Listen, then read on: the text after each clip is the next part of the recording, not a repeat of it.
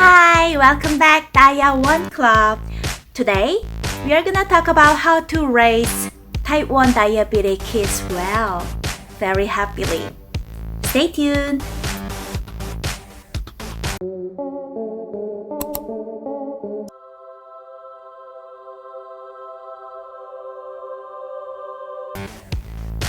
Hi, are you managing your type 1 diabetes child? Same here, friend. I strongly believe in genetic onset with type 1 diabetes as a type 1 diabetes patient myself. Fortunately, I have more blood sugar control skills for my son because I'm an expert dealing with type 1 diabetes myself longer than 20 years. My son is in honeymoon period using no insulin, maintaining his blood sugar with normal range from 80 to 130 milligram per liter or 3.5 to 7 mmol per liter. Eating till he's full, growing physically, mentally healthy. As a physical educator for 10 years, I understand how hard to control kids, especially your own kids. But on the other hand, I know several skills which can help to deal with your kids really well. Focus just on your type 1 diabetes child's happiness and lifelong health. Have you also checked your child's C-peptide insulin producing amount? As you can see from the graph, most kids before 12 years old still produce insulin quite an amount. Key fact is that you should keep and prolong the insulin producing period with no fight. Brainwash skill.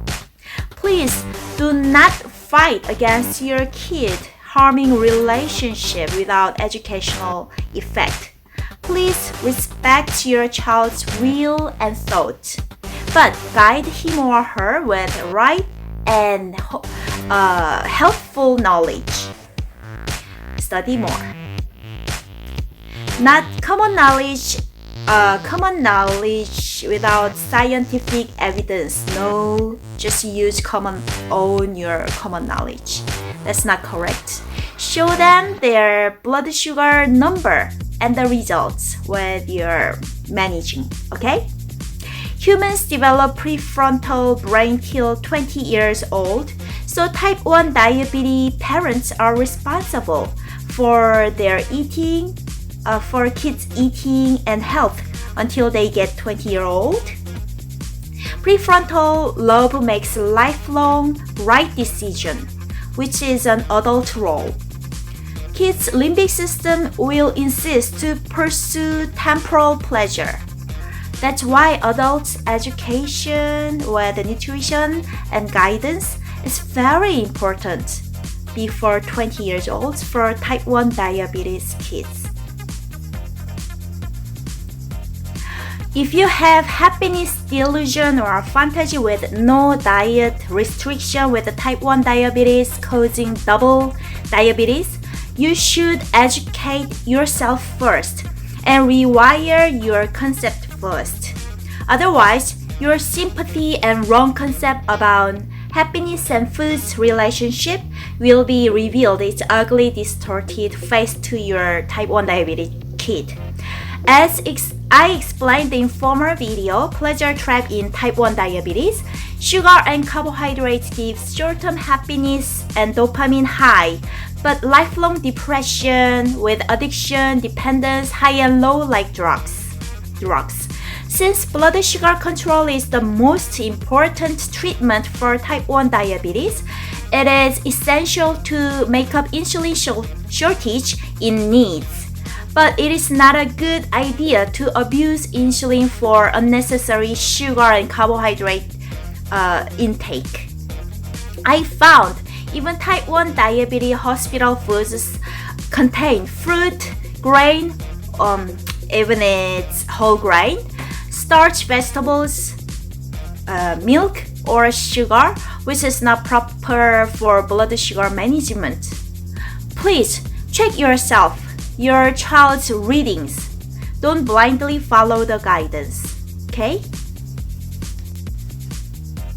What is your comfort food? Many people associate their comfort food with their childhood. That's why your adult role is critical to decide comfort food for your type 1 diabetes child. If it's garbage food like candies, muffin, cakes, or ice cream, it'll harm your child's future health. It is abusing because children don't have any information and control ability about foods. Humans like foods exposed more than 8 times when young. That's why we have different food preference according to our culture.